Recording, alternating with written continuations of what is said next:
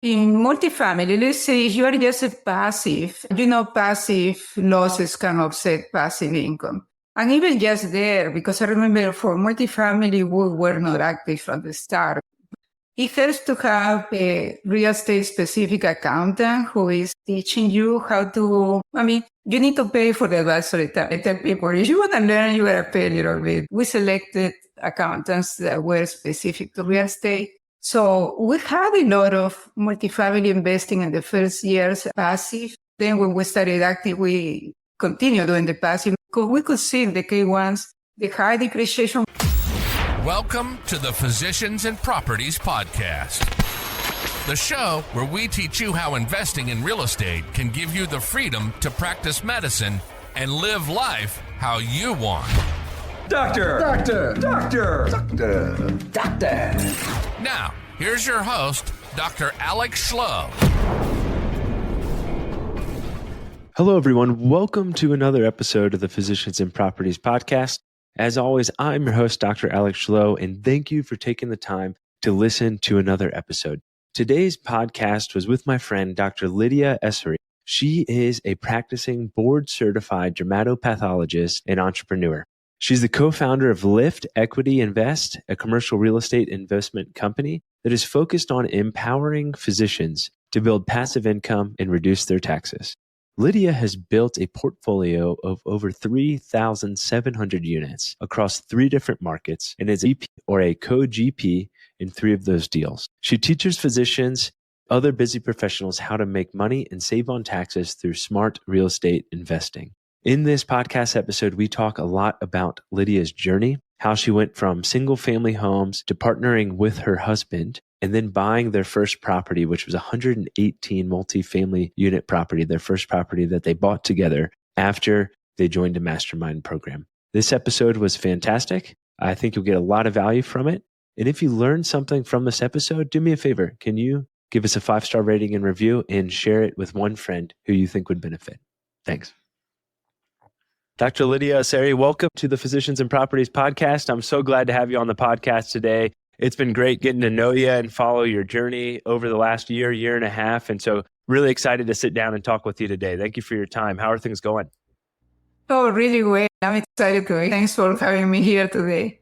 Absolutely. Well, for folks who don't know who you are, do you mind telling them a little bit about yourself? Sure. I'm a dermatopathologist in Dallas. For those who haven't heard that designation, I do pathology, but only pathology of the skin. So my life is around an outpatient center. No, I'm in a private lab, and we read a lot of biopsies. Coming from our different clients. I don't do hospital work. So that also explains how my schedule is a little bit flexible because I don't get calls. I don't get very emergency rushes. We do get rush cases, no, but it's a little different from being in a hospital setting. So my journey in commercial real estate started about 11 years ago when we started with single families, like most people do. But quickly we evolved to multifamily, especially I'm talking about my journey because my husband had been doing a lot of single families for a while, but I was not participating directly. So when we both started working together, it was like a combination of multifamily and single family. Later, I would say several years later, we joined a coaching program that is based here in Dallas, and we met a lot of other people.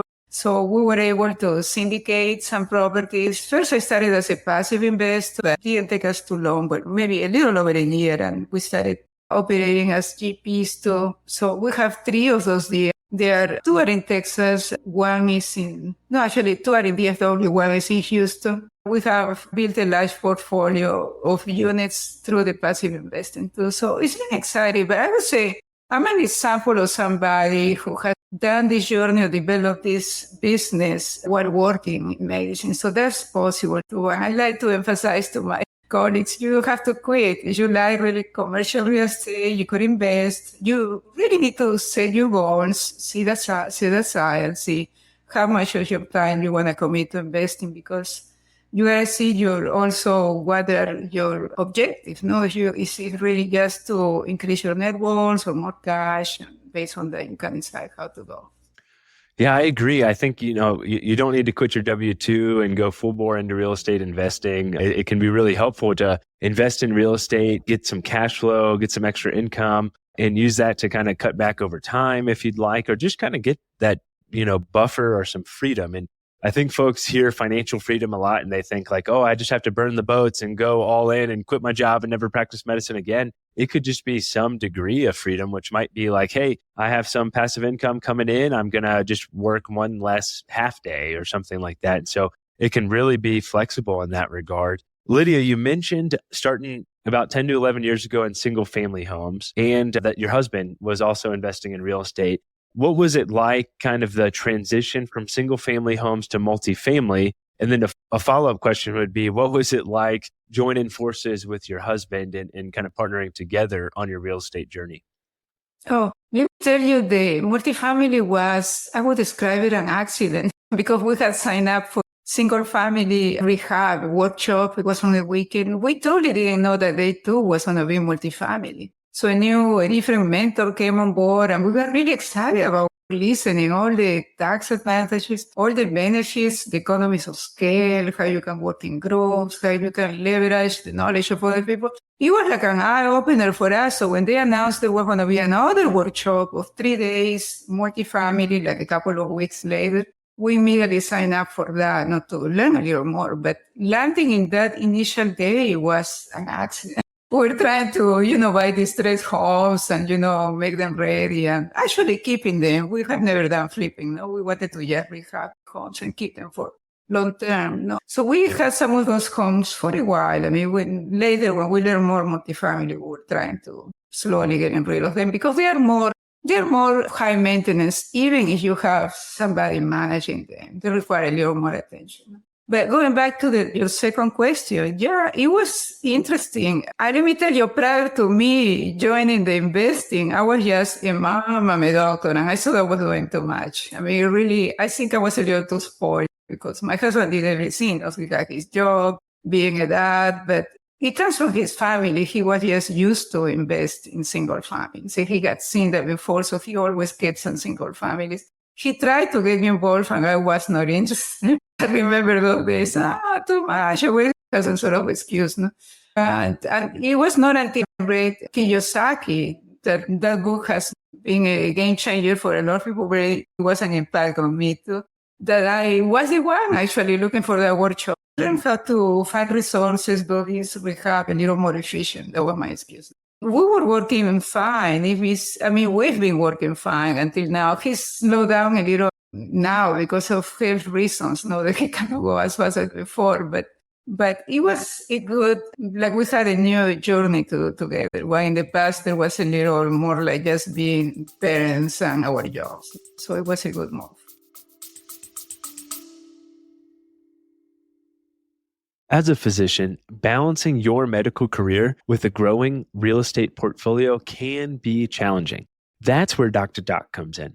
They don't just offer loans, they provide tailored financial solutions designed by doctors for doctors. Dr. Doc has already helped customers secure millions fast, headache-free funding for their real estate investments. With their streamlined process, you get quick liquidity, no prepayment penalties, and a soft credit check, meaning no impact on your credit score if a deal falls through. Looking to expand your investment property portfolio? Dr. Doc offers competitive rates and customized options to help you build wealth and diversify your assets. They also offer solutions for consolidating debt or home improvements. Join the thousands of doctors who trust Dr. Doc for fast funding and personalized support. Say goodbye to financial roadblocks and hello to your next investment success. You mentioned being just a mom and just a doctor. Those are both full-time busy jobs, so I don't want to glaze over that, that's for sure. But I'm sure it was probably helpful to join forces with your husband and invest together and go through that journey together. Was there anything that you learned during that process about working together that might be helpful if people are listening to this and they're thinking, oh, man, I really want to get my wife on board or my husband on board so we can go through this real estate investing journey together? Yes, I think I would recommend, I know husband has problems with getting their wives involved. Sometimes getting like an outside party, invite them to go. Because like I landed in that workshop, I had to hear from somebody else to pay attention. He said, one complaint, I'm sorry, the husband say, oh, my wife doesn't listen to me. I don't know why. I remember my parents saying the same thing, but he was trying to tell me, you need to invest your money. I know we have my savings together, but the money you're making, he was trying to keep it. He knew my 401k was not producing much money. And you think I worry? I was not worried at all. I say, hey, you're managing my money, just invest whatever you can. I mean, I'm not going to get upset. We don't make a lot of money. It's just lack of knowledge. We take it for granted that we have high salaries and we should be fine. Even my parents told me, yeah, you did a good job, you're going to be fine. And you and I know that's not true. No, we really need to prepare it's not only preparing for retirement, it's preparing for the life we want to live. I clearly remember that example that he used in his book when his wife finally got interested in real estate. And she says, oh, I want to buy a car. So how are you going to pay for that car? Who is going to pay for it? So he gave her the idea, well, maybe you can buy a rental like I'm doing. And then those $300 are going to pay for your car. There you can have a car every year if you want. And Kim Kiyosaki, I got to see her later at another conference. She remembers that. I said, yeah, I remember how my husband got me involved.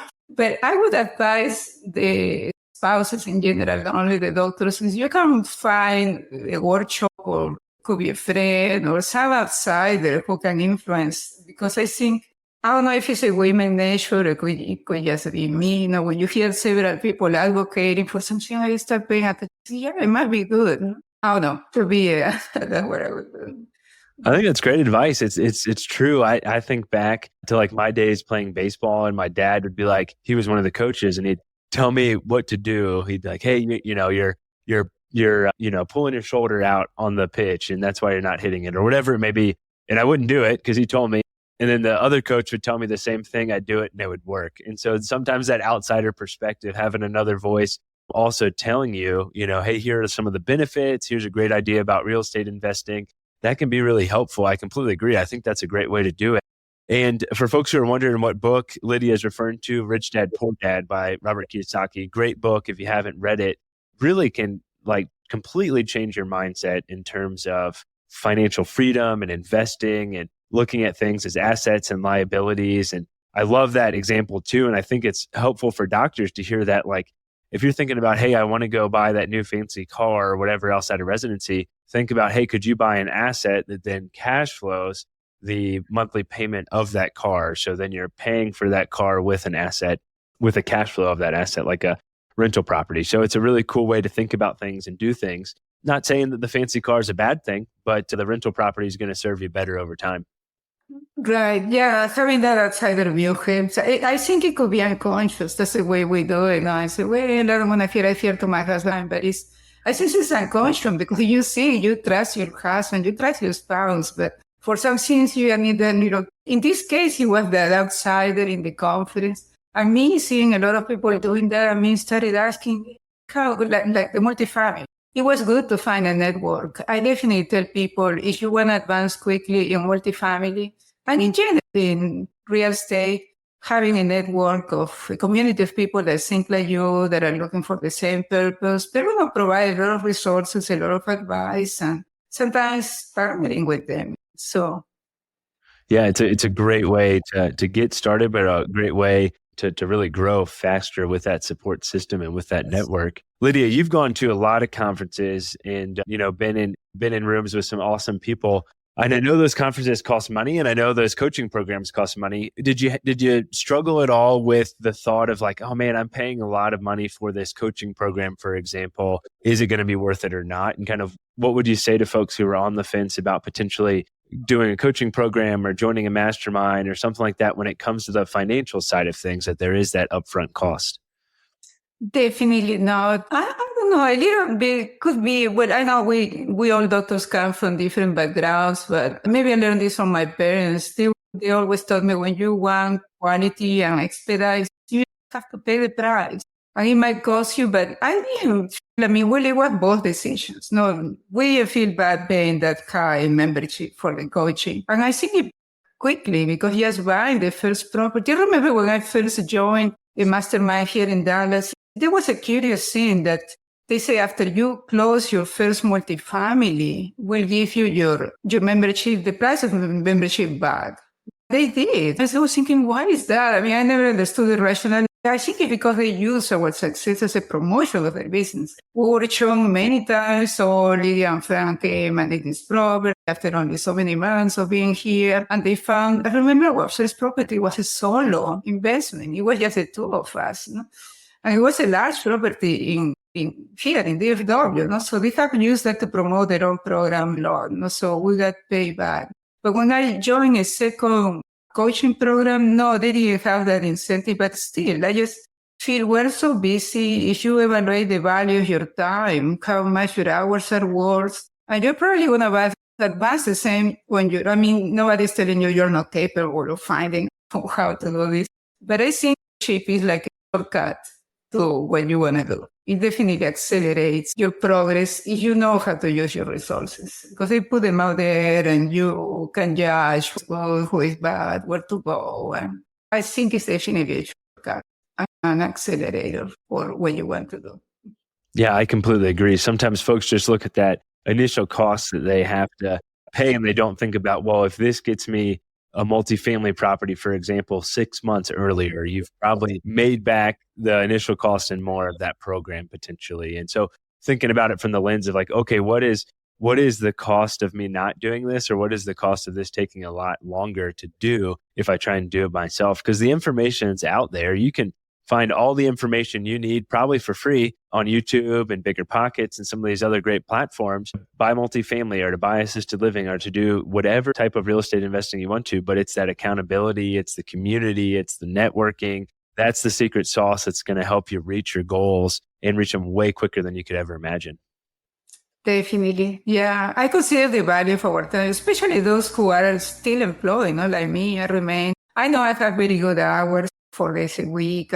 Plus all the vacation I have. I really have a lot of extra time compared to some clinicians, the clinical people. Yeah, you guys depend on the patient coming and you cannot get out. That can accelerate my day if I want to. So my specialty, I'm grateful that it's flexible. I think it has allowed me and give me more time to do it, but definitely mentorship helps. The community having a mastermind, I would have no hesitation if that's what I want and I'm ready. I will pay for that. I'm sure you see that quickly. You may be acceptable, but the more productive you do, the more tax advantages you see at the end of the year. And that has accrued a lot. I think if I like to talk about taxes when I talk about investment, because I have seen that as one of the major players, the major benefits of being in real estate.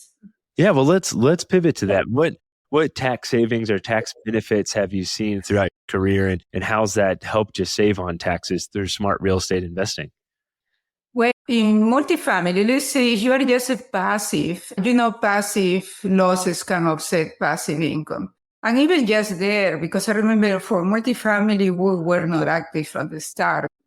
It helps to have a real estate specific accountant who is teaching you how to, you need to pay for the advisory time. Again, you're not going to get this for free. I tell people, if you want to learn, you got to pay a little bit. But we selected accountants that were specific to real estate. So we had a lot of multifamily investing in the first years, passive. Then when we started active, we continued doing the passive because we could see the K1s, the high depreciation. We're talking about the good years. No, with Trump putting this bonus depreciation, the 100% bonus depreciation. So we got a benefit in several investments. So, you have gains from this property, you have distribution. So all that income gets immediately, sheltered by your passive losses.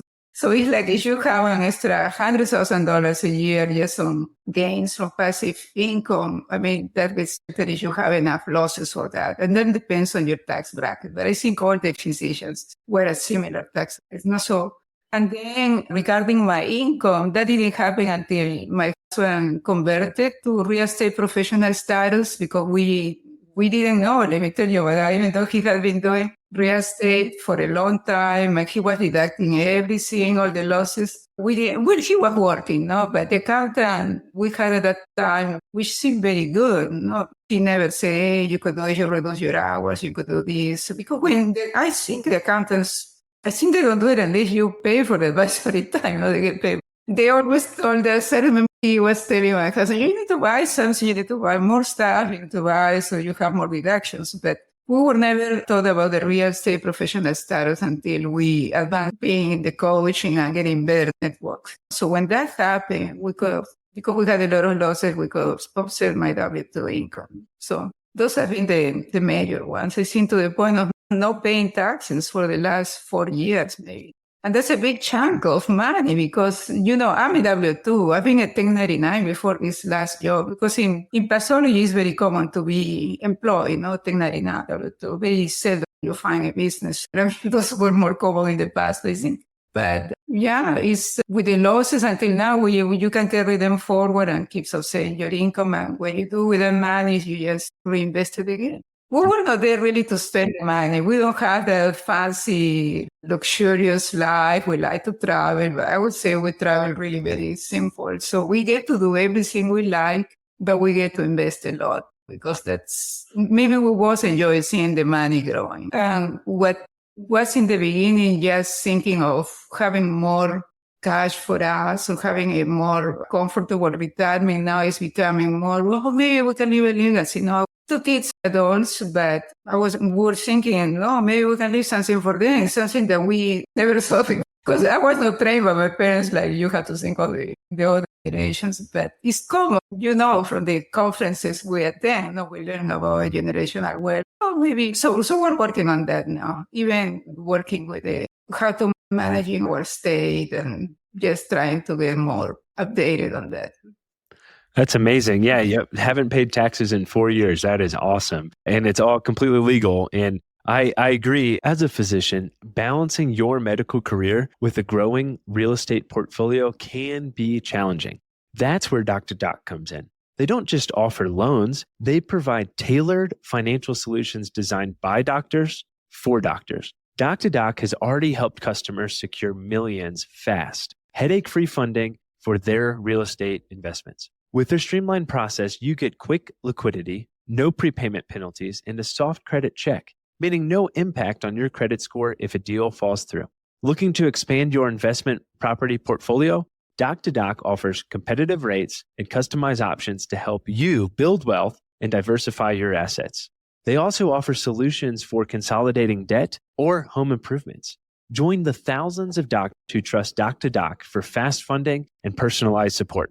Say goodbye to financial roadblocks and hello to your next investment success. I think it's really important to work with a CPA, a tax accountant who understands real estate and understands how to read the IRS code and how that applies to real estate, because there's so many different ways that real estate can benefit you from a tax perspective that your, typical CPA who doesn't have real estate experience may not know, may not, want to put the effort in or whatever that may be. From a tax perspective, Amanda Hahn is amazing. She's been on the podcast twice. Brandon Cox is a friend of ours. He's another really fantastic CPA who has a lot of real estate experience. There's a lot of folks out there who do great work, but that can be a game changer, not to mention the real estate professional status. So, kind of in summary of what Lydia was saying, before real estate professional status, you could offset the passive gain. So if you are an LP, a limited partner investor on an apartment complex, and say you made $5,000 in cash flow and you had this depreciation of $20,000, you could offset that $5,000 in taxes.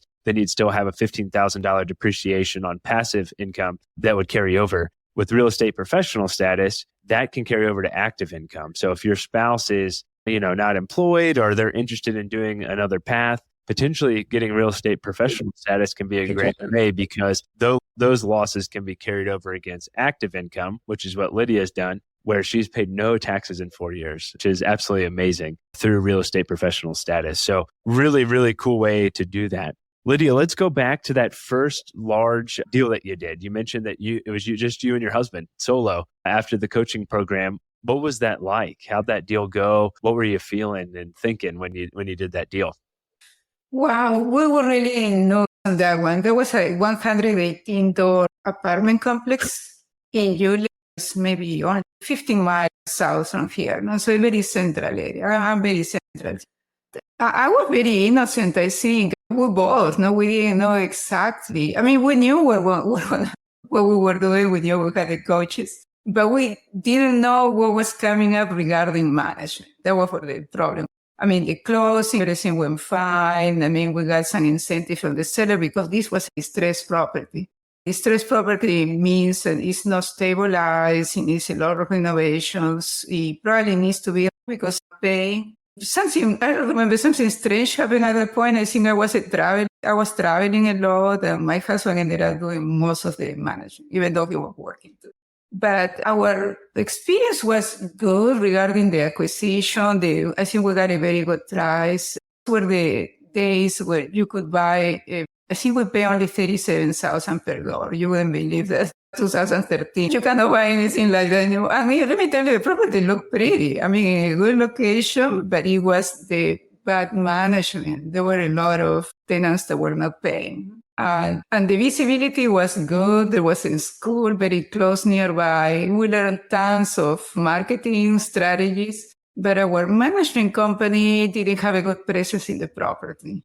We had a lot of questionable expenses. That was my main concern. The owner seemed to be very competent. I'm talking about the owner of the management company. They were not based here. That's another error we made. We saw we should have hired a company with more presence here. They were based in Colorado. So that was a no-no. I would advise somebody, don't do that. I know they were highly recommended. They had good reviews, but even him says, no, I need to talk to my regional manager to see what's going on with your property. They had a lot of extra expenses. I think there was a mixed management there. Our net income was falling low because we had to pay the mortgage and all the expenses. So we were very close to fall on the red. And at that point, we decided, and it was almost a year, we had to change management companies at that point because my husband kept telling me, we need to give them an opportunity. You're too quick to change. I said, well, I'm going to fall on the other side. And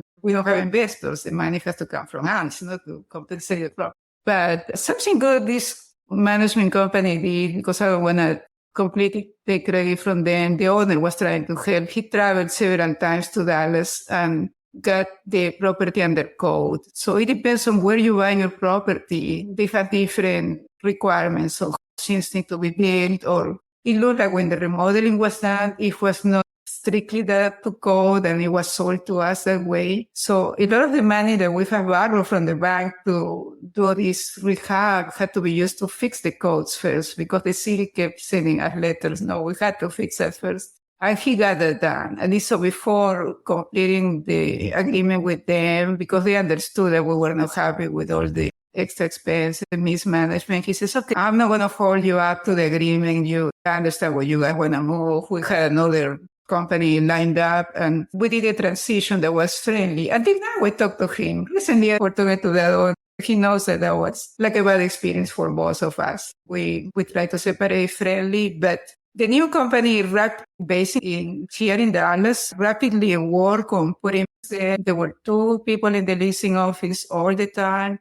They were able to retain them faster. And one of them was even really good. I mean, we made friends with those managers. They were acting like in the old days. They knew there was a school close to the property and some small businesses. They were walking there and leaving papers, like in the old, in addition to all the advertising online.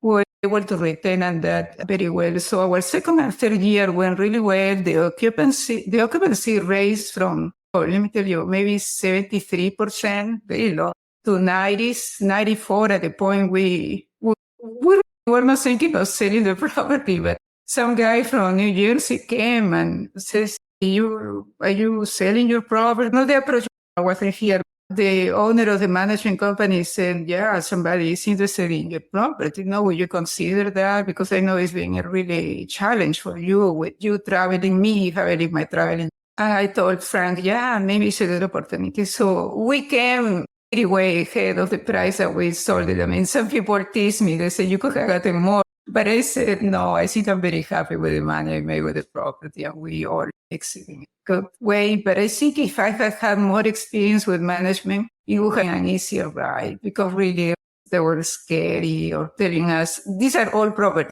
It was a C property. They had the children. Instead of fish, you only having the air conditioning. So I remember when the children broke in the middle of the summer, and this is Texas. It was so scary because, oh my God, we could lose a lot of tenants right there. They get mad. I mean, they could, yes, because to me, we don't fix that quickly. It's like you are breaching the agreement, it's our fault. So we had to act rapidly to fix it. In one case, I think we even had to buy one. Or coming on us, investors or coming on us and whatever little money we have from the property. So it was a true challenge, but good. I mean, I think we gained some recognition at the end for having brought the property that was distressed to bring it to, and then being profitable to the point of selling it for profit. That's amazing. Yeah, what a great story. And I think we might have glossed over the fact that you said 118 units for that first deal. So that's amazing that you just went for it and that you felt confident and you just went for that deal and really crushed it ultimately over time. It sounds like the big takeaway was property management, local property management, really important to have them be local, vetted, and how important good property management can be for multifamily. Yeah, I would say the other advice is don't be afraid to ask your regional manager or the owner. I've seen these guys rely too much on the owner. I don't know if they were told to operate that way, but we were expecting a more independent person who resolves things quickly and maybe somebody with a little more experience. That's the way it looked first. They were organized, but I don't think they knew exactly what everything was. The accounting was done in Colorado. I was sitting just to find the account. I mean, there was nobody here in Dallas, so that didn't happen with the second company. So it was inexperience on our part to accept like this, when everything look good, they give you a proposal, they make adjustments to the contract. You can probably control when they call you, because they cannot be calling you all the time. You have to put a stop. They say the expense cannot be $100, they need to start calling you. But for other ones, they have more flexibility to go ahead and fix it. So we adjusted a lot of things, and they were fewer. Of course, the rep that was trying to sell us their agreement, he was very good, but what we never thought it could be a problem is having this extra management out of town. I would not regard. Yeah, absolutely. Well, kind of crazy first deal. And, now I know the portfolio is over 3,700 units. Is that correct?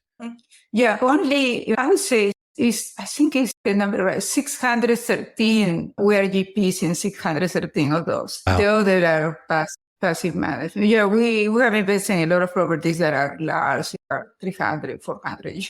That's awesome. Investing with more experienced people, but we have only an LP role then. But that's one of the guys that recently, he could do that. Experience, in spite of all the difficulty, he was able to sell one of the properties because he likes to return the money like after 5 years. No, it had been 5 years. He has investors, some of them needed the money. In our case, we didn't need the money. But he said, well, I'm going to try to honor what everybody wants. And he found a decent value. He actually offered us like a 1.95 equity multiple at the end of 5 years. But with all the situation last year, that was not possible. I think we got like 67, maybe 7% gain over the initial investment, which I think it was very good. And when he showed us a new property that he got in Dallas, very good area, beautiful property. And only somebody like him will get a property like that because he's well known. At a good price, we decided to invest again with him because I was thinking, oh my God, I need to have some sort of loss this year because I'm going to have a gain. With your gains. So yes, we'll invest with you again. That's a luxury when you invest in town that we actually drove by the property. Was beautiful. Really was amazed how beautiful it was. We reinvested the money. He paid us back.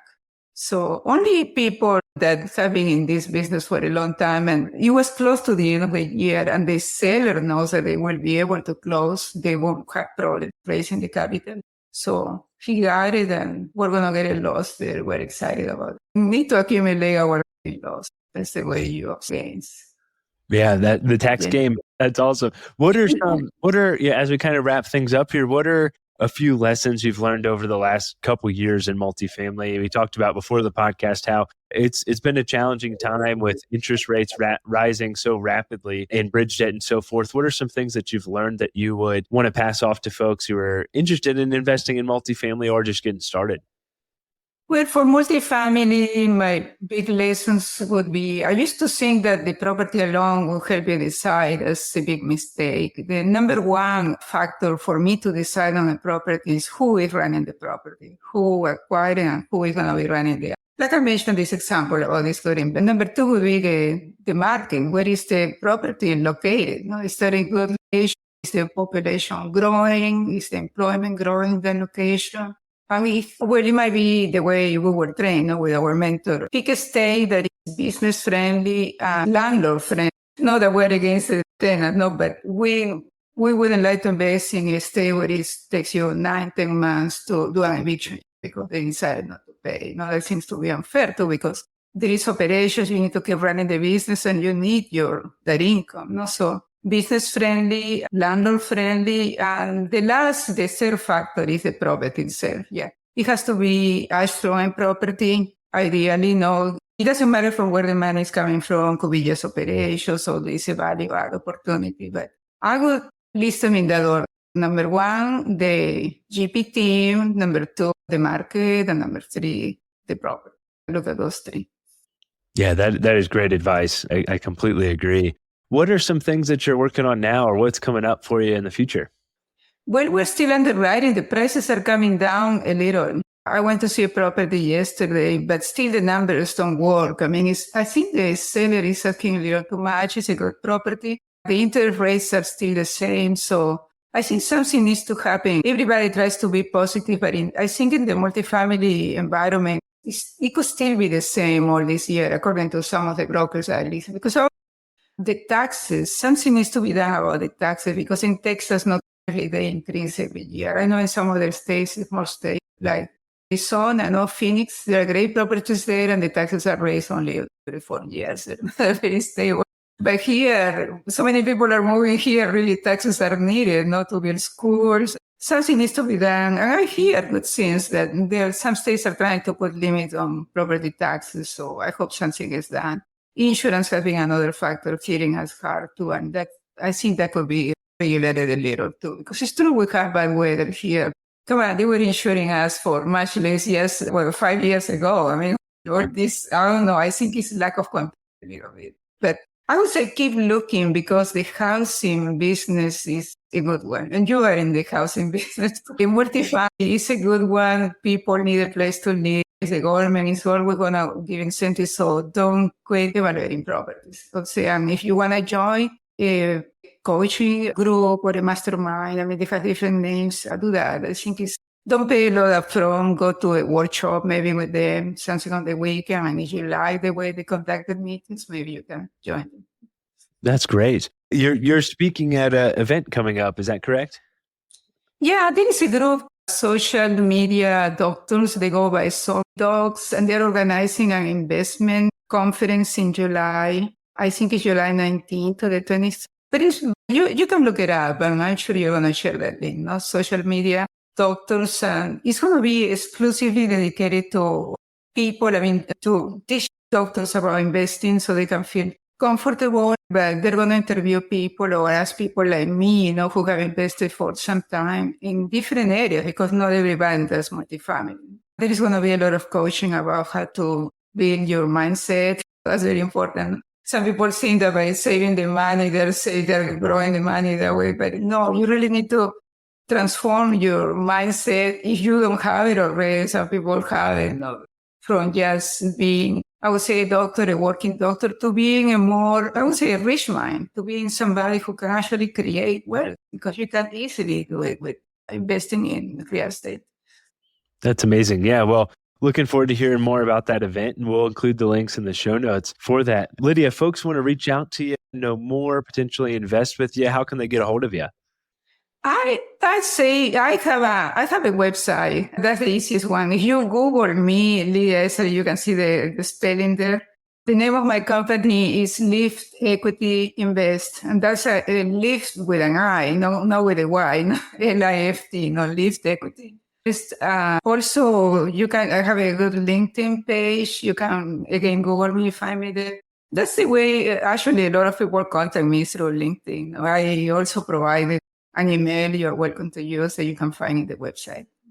Sounds great. Yeah, those links will be in the show notes as well. Yeah, I agree. I've been using LinkedIn more lately. It's been really fun to connect with people on there as well. So yeah, LinkedIn is a really cool platform. Well, that's awesome, Lydia. Thank you so much for your time and coming on the podcast. I'm excited to see where this next year takes you. Excited to hear more about the events you're speaking at. And it's been awesome getting to know you today on the podcast. So I appreciate it. Oh, thank you. This is fun. My mission is to share my experience and share with the doctor, because some people think doctors have an easy life. That's not true. I think the sooner they start, the better it's going to be for them. Absolutely. I could not agree more. That's a great way to wrap things out. Well, with that, it's been Dr. Lydia Essary and Dr. Alex Schloe with another episode of the Physicians and Properties podcast, signing off. Hey, real quick, if you're still listening to this, I'm assuming you got value from it. So I need your help specifically.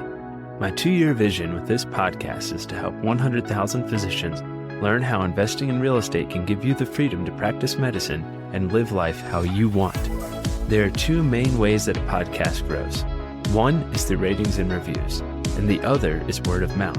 If you can please leave me a 5-star rating and review on Apple Podcasts and Spotify, as well as send this to 1 to 2 friends that you think would get value from it, we can reach the physicians that we want to reach. Thanks in advance, and talk to you on the next episode. Please note that the information shared on this podcast is for informational purposes only. It should not be considered financial or medical advice. The views expressed on this podcast are those of the host and the guest and do not necessarily reflect the views of the Department of Defense or the United States Air Force.